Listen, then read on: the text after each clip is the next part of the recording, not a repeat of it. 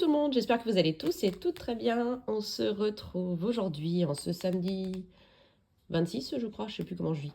26 octobre, il est 11 h, je crois aussi. Tout le monde est à la maison, donc il est possible qu'il y ait du bruit. J'espère que vous allez bien, que vous avez passé une bonne semaine de vacances pour ceux qui le sont, de travail pour ceux qui ne sont pas en vacances ou autres. Nous ici, bah écoutez, ça s'est bien passé. La semaine de vacances est passée archi vite, comme prévu, hein. J'ai bien fait un ciné avec les enfants, un bowling, même mon mari est venu avec nous. Il n'y a que la piscine que j'ai pas fait, mais bon, malheureusement c'était la mauvaise semaine, donc je n'ai pas pu y aller. Voilà, allez, on se retrouve aujourd'hui pour faire ce bilan. On attaque tout de suite, puis voilà. Alors, en course, il me reste 1,50 en monnaie et il me reste 55 € en billets. On est pas mal là. Ensuite, divers, les 10 € sont toujours là, mais je les laisse pour la semaine prochaine. Loisirs, on avait 160 €. Du coup, il me reste 60, si je dis pas de bêtises. 20, 40, 50 et 60. Je vais laisser les 50, j'ai juste récupéré les deux billets de 5.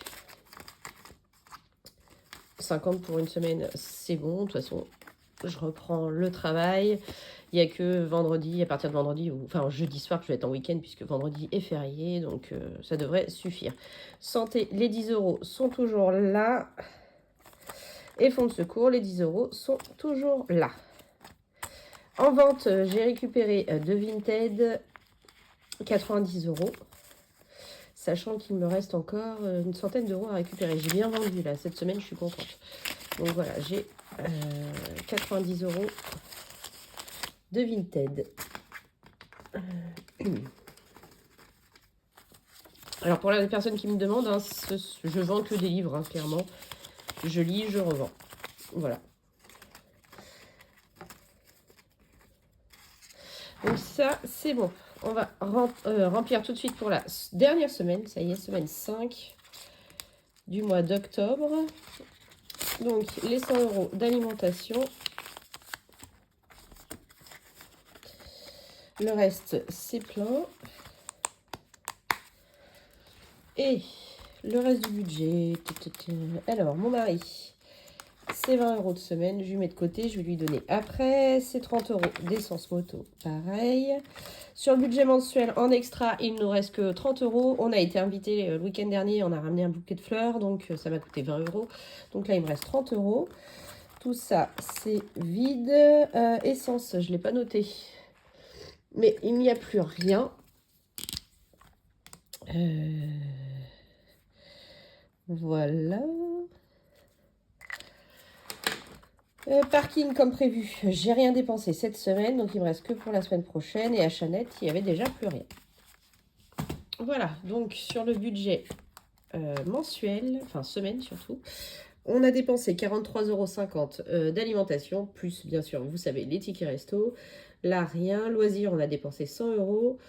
Là, rien. 20 € pour mon mari, 30 € d'essence moto, 20 € d'extra. 10 € pour mon fils, là, rien, 40 € d'essence et là, rien. Ce qui nous fait 263,50 € de dépenser sur le budget, sur la semaine. Alors, qu'est-ce que j'ai en économie? 50, 70, 90, 110, 120, 130, 140, 155, 156, 50. Alors, on va commencer par celui-ci, qu'on avait 10 € de retard. On va les mettre.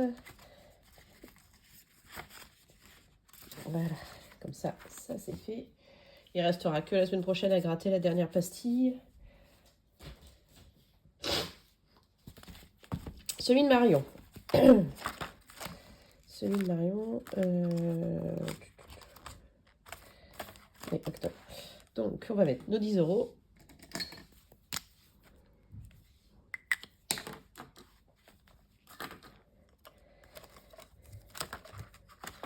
Hop.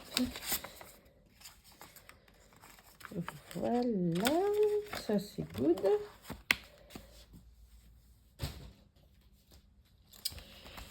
Alors, les autres défis. Non, c'est pas celui-là, c'est l'autre d'abord. les prioritaires. Défi 5 €. Écoutez, je vais en mettre 2. J'en ai 3, mais je vais en mettre 2.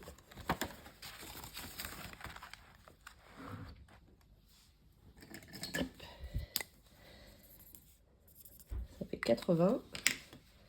Ça reprend bien. Le 689 en 52 Wix. Attendez, normalement, voilà, j'ai mis les cartes dedans.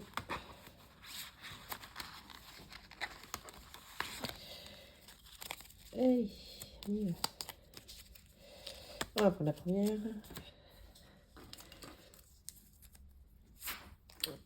Et pépépépé. 18,50.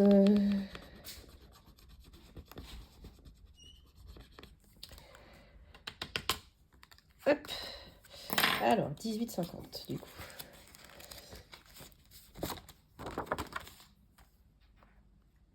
Donc, il y avait plus de 50 dedans. Je vais juste les enlever. Hop. Donc, semaine 4 plus 18,50. Ça fait 251, si je dis pas de bêtises. Est-ce que j'ai pris ma calculette? Oui.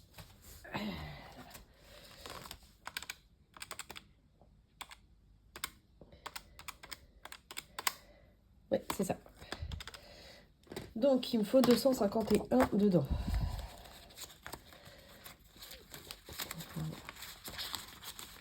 Alors, 100, 200. Est-ce que ça va être quoi? Hop, on va mettre le billet de 50, donc 250 et 1. C'est ça. 1, 2, 3, 4, 5, ouais, c'est ça. Et tout ça, je le récupère.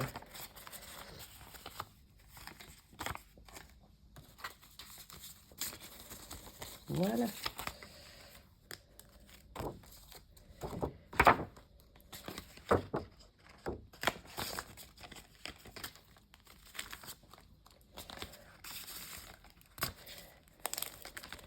Hop, je vais remettre les petites cartes dedans. Et il m'en reste 1, 2, 3, 4, 5, 6, 7, 8, 9. Je l'avais dit, si je peux le finir en avance, j'aimerais bien le finir pour fin novembre. Mais à mon avis, ça va être compliqué. Ensuite, celui-ci, on va mettre 10. Hein. Hop, 210.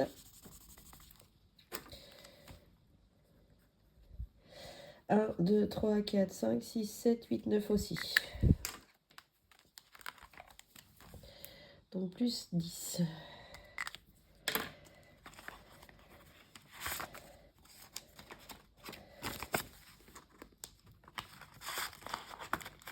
Hop. Et le défi impair, je n'en fais pas pour l'instant. En plus, on avait l'avance.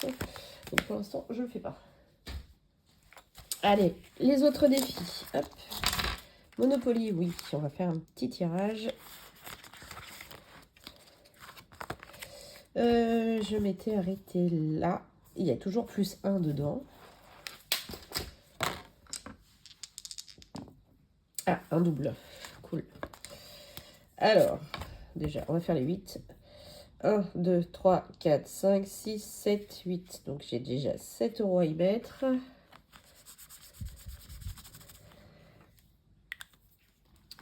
Et je rejoue. Et 3. 1, 2, 3 et 9.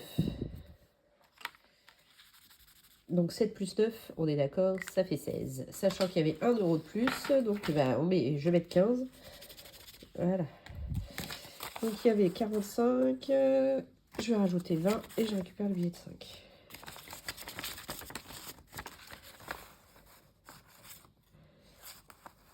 « 45 et 15, ça fait bien 60.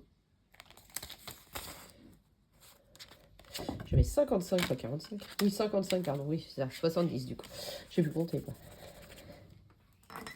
Pardon. 70 donc. C'est bien, il monte bien. Ça, c'est good. Ensuite, le trimestre.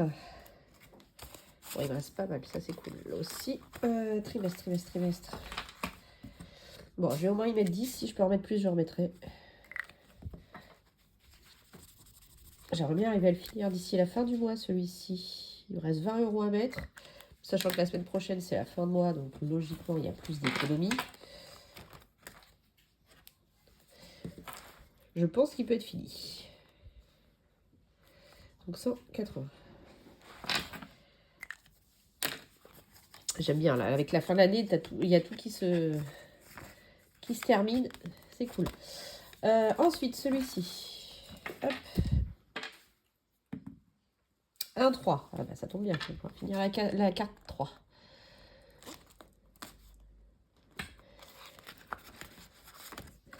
Euh... 5 €.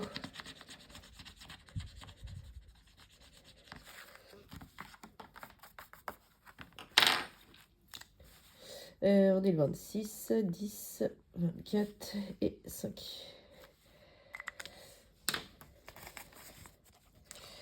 Eh ben écoutez, on a fini la carte 1, on a fini la 1, on a fini la 2, la 4 elle est quasiment terminée. Bon, on avance finalement, on a fini la 3. Donc 4, il me reste une case. Bon, la 5 elle n'est pas du tout avancée. La 6, je crois que j'ai gratté aussi une case. On avance, doucement mais on avance. Donc là, j'ai terminé, puisqu'après, ce sont les cartes des filles, et les cartes des filles, je vois ça à la fin. Bon, donc, je vais faire l'astro. Comme ça, ce sera fait. Le scorpion.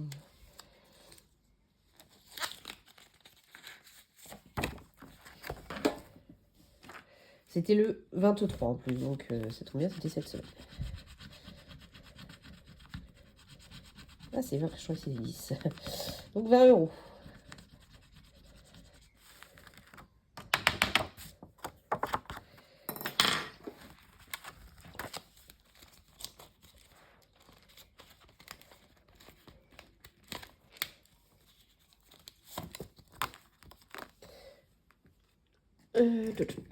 Alors, octobre, scorpion.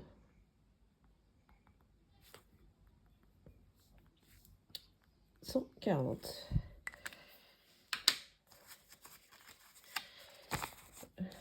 Voilà.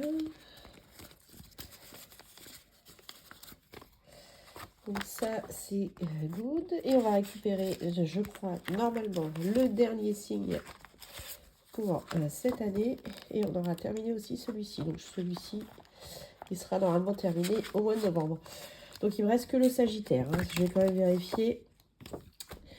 Donc ça, c'est autre chose. Donc Poisson, c'était bon. Non, ça, c'est pas Poisson. C'est Verseau, pardon. Verseau, c'était bon. Poisson, c'était bon.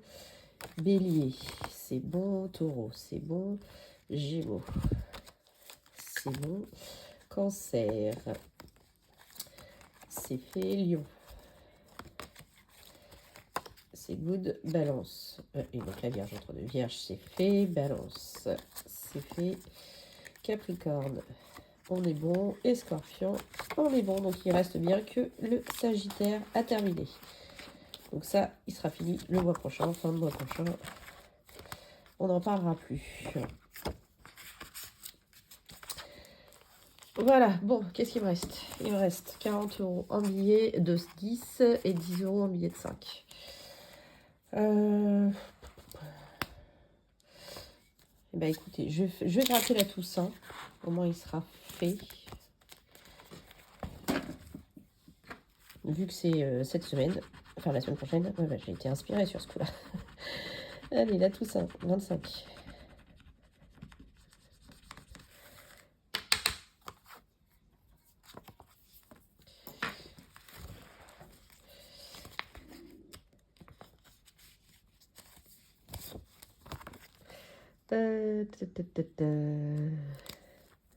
Donc on va mettre octobre, tout ça.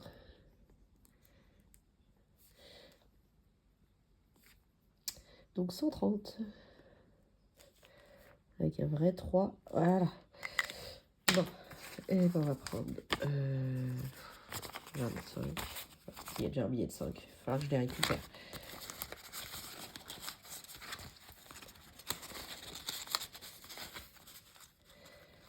Ok, donc ça c'est bon. Comme ça j'aurai que le 11 novembre à gratter le mois prochain. Et je gratterai, je pense, Noël d'avance. Comme ça, il sera terminé aussi au remplissage. Ça c'est good. Ensuite, ça, je vais reprendre le premier.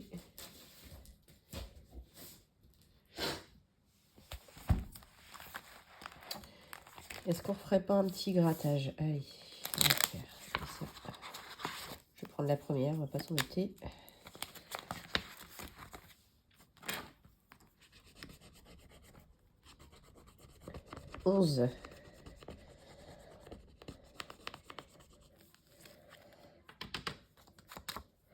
Écoutez, je vais 10 et il y aura moins 1. Et puis je mets ça à moi. Hop.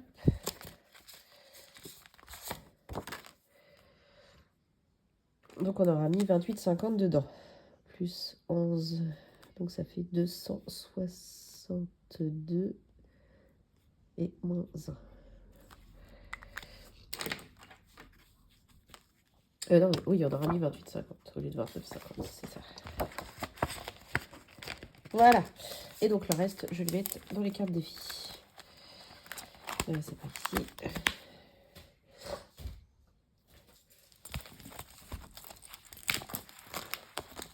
Alors, où on en est? Où on en est? Déjà, je vais récupérer celle qui m'intéresse. Je vais mettre les 10 € manquants chez Betty, comme ça elle sera faite. Donc 50, 1 €, 2 €, 3 €, 4 €, 5 €. Ah non, il n'y a plus que 5 € à y mettre. Ah non, 8 €, 9 € et 10 €. Oui, je vous disais aussi. Ça, c'est fait. Donc 10 € dans celle de Betty. Et il reste 5 € et 50 centimes.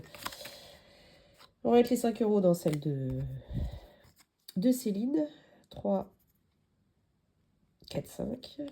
Et les 50 centimes dans celle de Blush. Il me reste un 50 centimes.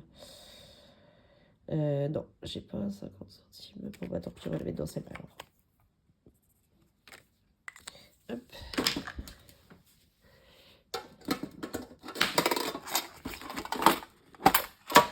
Et voilà.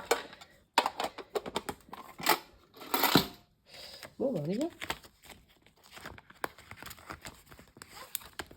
On est pas mal. Allez, on fait le bilan. Alors, Marion, on y a mis 10. Jenny, 10. Two on four. On avait fini. 5 €, 10. 689, du coup, on lui a mis 28,50. 52 Wix, 10. Impair, on n'a rien mis. Monopoly, on a mis 15 €. Trimestre, on a mis 10. Lancer de dés, c'était 5. 3 en 1, on l'avait fini. Carte défi, donc on a mis 10, 15, 50. Astro, c'était 25. Jour de chance, rien. Et c'est jour férié qu'il faut que je rajoute.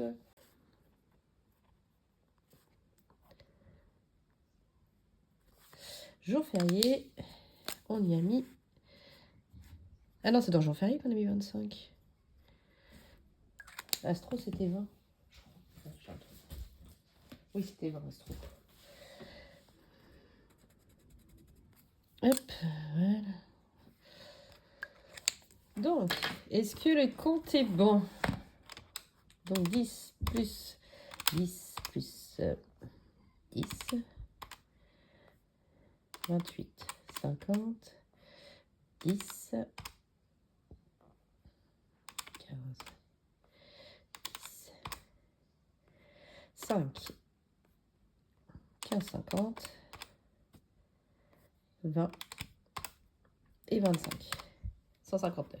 Non, il y a encore un problème quelque part. Je me suis encore trompée quelque part. Bon, je vais noter ça.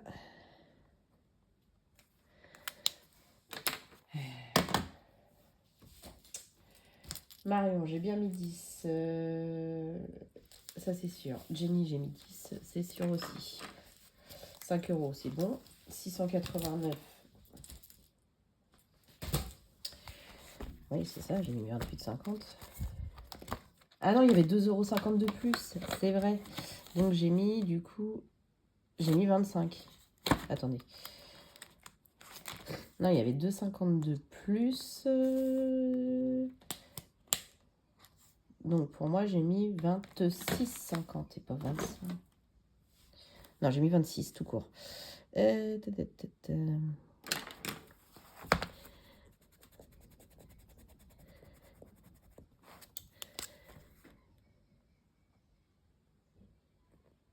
j'ai mis une pièce dedans. Donc c'est ça, j'ai mis 26. Donc, est-ce que c'est mieux?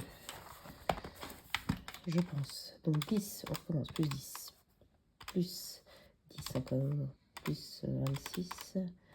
10. 15. 10. 15, 50. 20. 25. Oui, c'est ça. 156, 50. On est bon.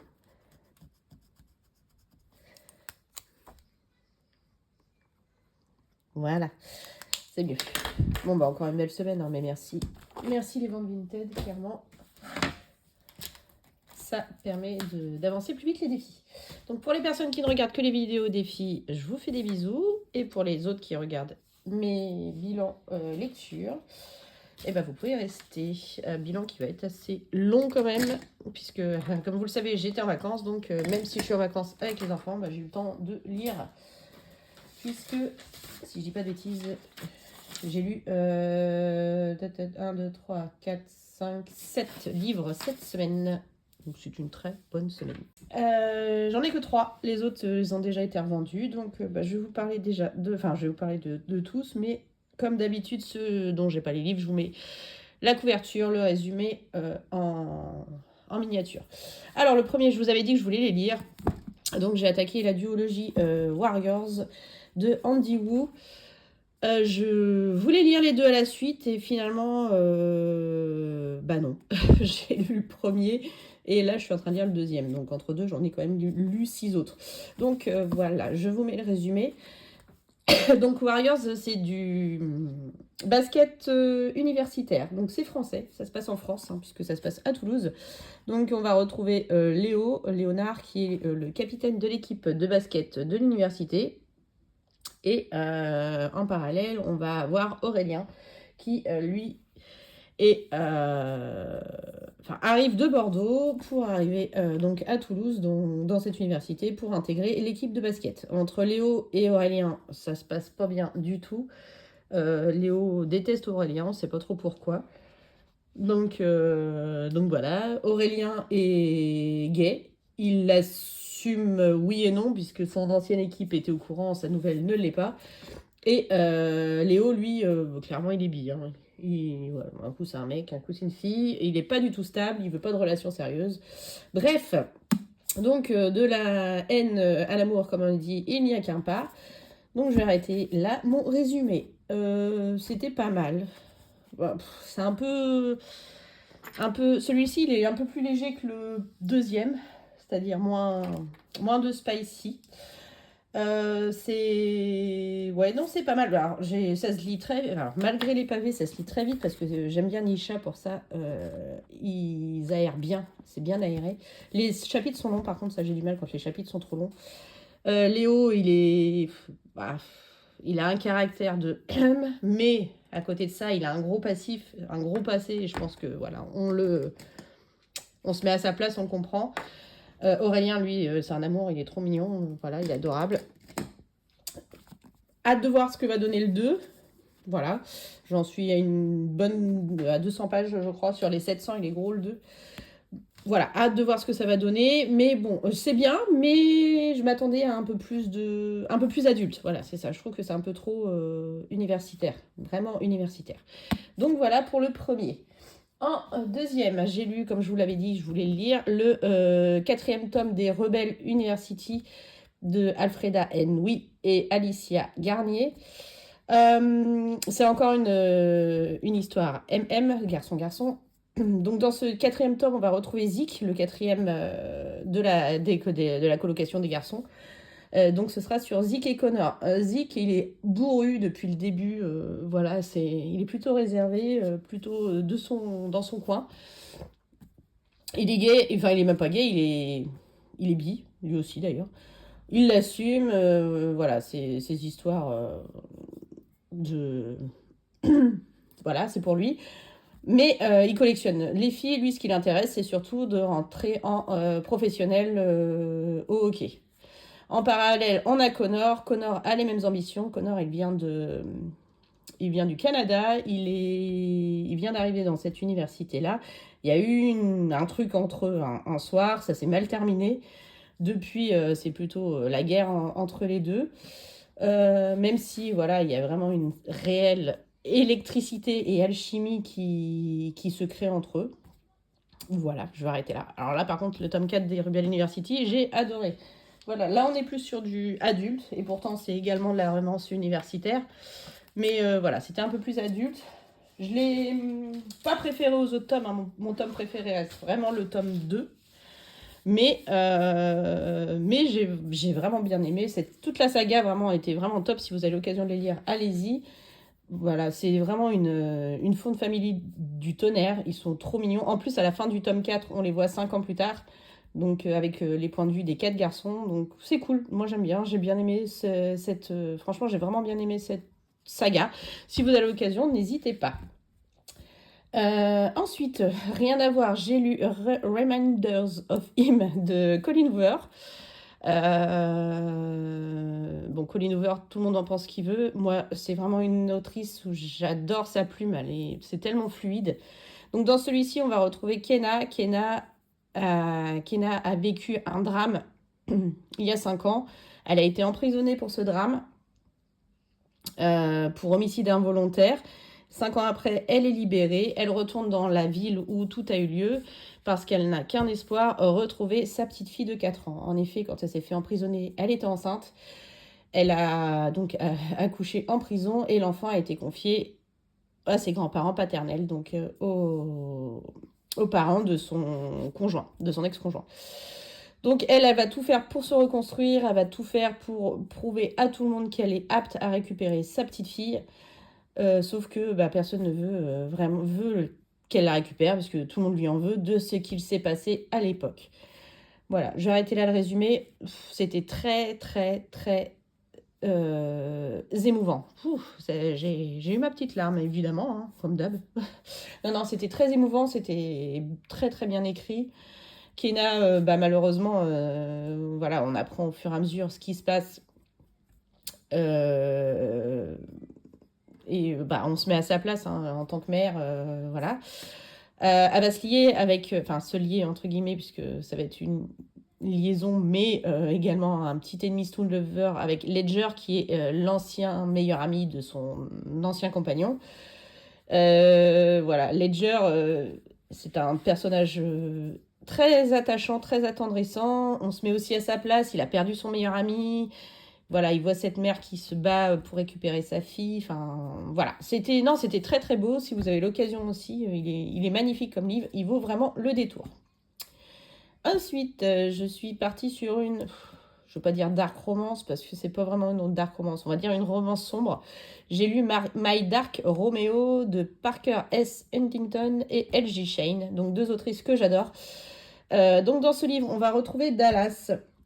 Dallas habite une petite ville dans laquelle les anciennes traditions sont encore de vigueur, c'est-à-dire que en gros, elle ne peut pas choisir celui avec qui elle va se marier. C'est les parents qui choisissent. À 21 ans, en gros, quand les jeunes filles ont 21 ans, il y a une espèce de bal de promo dans lequel les célibataires doivent trouver leur futur mari. Enfin, voilà. En gros, l'histoire. Donc lors de ce bal de promo, Dallas, elle y va un peu tranquille, hein, puisque son mari, lui, il est déjà choisi. Il s'appelle Madison Mitch. Et du coup, elle y va vraiment pour plus accompagner ses amis. Mais lors de ce bal de promo, elle rencontre Romeo Costa. Romeo Costa qui est quand même réputé pour être un célibataire endurci, beau comme un dieu, super riche, enfin bref, voilà. Le bad boy que tout le monde veut. Roméo voue une haine à Madison, mais voilà, une haine colossale. Du coup, pendant la soirée, il décide de séduire Dallas. De séduire Dallas. Dallas, elle se dit, oh ouais, pourquoi pas. De toute façon, Madison, lui, de son côté, il fait des trucs avec d'autres filles. Pourquoi je me laisserais pas aller juste pour une soirée? Personne ne le saura. Sauf que, manque de bol, ils se font choper la main dans le sac, si je puis dire. Et du coup, Dallas est condamné à soit se marier avec Roméo, soit être en gros bafoué de la famille et pas finir avec Madison. Donc, moindre mal, elle choisit de se marier avec Roméo. Voilà, je vais arrêter là le résumé. C'était très très drôle. Dallas, elle lui en fait baver. Ah mais il va le regretter d'être s'être marié avec elle. Elle lui en fait baver, elle lui fait des crasses, c'est trop marrant. Lui évidemment, alors, c'est rigolo parce qu'il y a quand même un fond de Roméo et Juliette un peu, donc moi j'adore cette histoire. Je sais même pas comment le décrire. C'était top, c'était un vrai coup de cœur. Franchement, allez-y. De toute façon, ces deux autrices-là, c'est une valeur sûre. J'ai vraiment adoré. Il vaut le coup. Foncez aussi pour celui-ci. Ensuite, une autre romance sombre, rien à voir. J'ai lu Survivante de Sonia Eska. Donc là, on va suivre Isée. Isée, il y a 1 an, a vécu un drame. Elle a survécu à une tuerie de masse dans son université. Donc Joachim est arrivé armé, a tué 13 personnes et pas après, a retourné l'arme contre lui. 1 an après, c'est la commémoration de cet événement. Donc elle est survivante avec 6 autres personnes, donc ils sont 7 survivants. Et lors de cette commémoration, le grand frère de Joachim débarque, Knox, et il n'a qu'une idée, c'est venger son petit frère, puisque lui a reçu une lettre à la suite de cette tuerie qui explique en gros pourquoi son frère a fait ça. Donc pour se venger, il décide de rentrer dans cette université, lui aussi, voilà, en tant qu'élève, d'arriver de manière très arrogante vers les 7 survivants. Et il se fait également embaucher dans le diner de la ville dans lequel 4 des survivants travaillent, dont Isée. Voilà, donc évidemment, les 7 survivants lui vouent une haine à lui et à sa mère. Sa mère qui a complètement pété les plombs, évidemment, à la suite de cet événement. Lui, Knox, n'a qu'une idée, donc leur en faire baver, arriver à remettre sa maison en état, la vendre et emmener sa mère pour changer d'air. Malheureusement, ce qu'il n'avait pas prévu, c'est que Isée, il ne la laisse pas indifférente du tout. Ça devient même une obsession. Et elle, de son côté, pareil, va développer de plus en plus de sentiments pour Knox. Voilà. Ce qui m'a plu dans ce livre-là, c'est le côté... l'évolution du personnage d'Isée, parce que vraiment au début, c'est la survivante, elle a vécu une tuerie. Elle voue une haine à cette famille-là. Mais au fur et à mesure des choses et des événements, elle va se rendre compte que ce sont pas eux, en gros, ils sont victimes aussi, hein, ce sont pas eux qui ont fait ça, c'est vraiment le fils. Donc ça, ils ont beau être le frère d'eux, la mère d'eux, voilà, c'est pas eux qui ont fait ça. Donc vraiment, j'aime beaucoup aimer l'évolution du personnage. Bon, Knox, lui, par moments, on avait envie de le... Bref. Mais franchement, non, il était pas mal. Il était un peu long par moment, il y a eu des longueurs, mais c'était pas mal, ça vaut le coup. Et enfin, j'ai terminé par une duologie. La duologie Inside Mac de Eni Ellie, sortie aux éditions Black Ink. Donc je vous mets le résumé du premier et le résumé du deuxième. Donc dans ces livres-là, on va suivre Eléa. Eléa n'a qu'une idée en tête, se venger. Ça fait 2 ans que qu'elle a retrouvé son père mort d'une balle dans la tête. et elle n'a qu'une idée, se venger. Donc elle va jusqu'à infiltrer la police, qui va lui permettre d'infiltrer le gang qui est responsable du décès de son père. Donc à la tête de ce gang, c'est Mac hein, qui est à la tête de ce gang, donc c'est un chef de cartel, et son bras droit est Jay. Voilà, donc elle va intégrer le gang, se rapprocher d'eux, essayer d'en savoir plus sur Mac, de trouver Mac, et elle veut clairement tuer Mac, hein, le parrain qui a tué son père. Je vais arrêter là le résumé. C'était un réel coup de cœur. Je crois que c'est un des plus gros coups de cœur 2024 que j'ai pu avoir, cette duologie. Elle était géniale, pleine de rebondissements du début à la fin. Je ne m'attendais pas à ça. Les deux personnages principaux sont géniaux. Même Jay, hein, qui a beau être un parrain, je suis désolée, il est top. Elle est, on se met à sa place, hein, mais elle en baffe tellement dans les deux livres. Alors, c'est de la dark romance, par contre, c'est pas de la dark romance non plus avec des trigger warnings, enfin, tout ce qui est sexuel et consenti. Et par contre, il y a beaucoup de meurtres, de tortures et tout, donc bon, voilà, je commence à avoir l'habitude maintenant. Non, franchement, c'était une tuerie, c'est bon de le dire. Je vous dis, c'est voilà, une des meilleures duologies que j'ai lues depuis le début de l'année. J'ai vraiment kiffé, une vraie dinguerie. Voilà, j'ai terminé, c'était pas mal. Donc, pour résumer, clairement, j'ai eu que des bonnes lectures cette semaine. Il n'y a pas eu une déception, donc ça c'est cool. J'espère que ça va continuer comme ça. Si vous en avez lu certains, n'hésitez pas à me dire. Si je vous donne envie d'en lire, n'hésitez pas à me le dire aussi. Et puis sur ce, je vais vous souhaiter une bonne continuation de week-end, une belle semaine. Je vous fais plein de gros bisous et je vous dis à bientôt. Des bisous.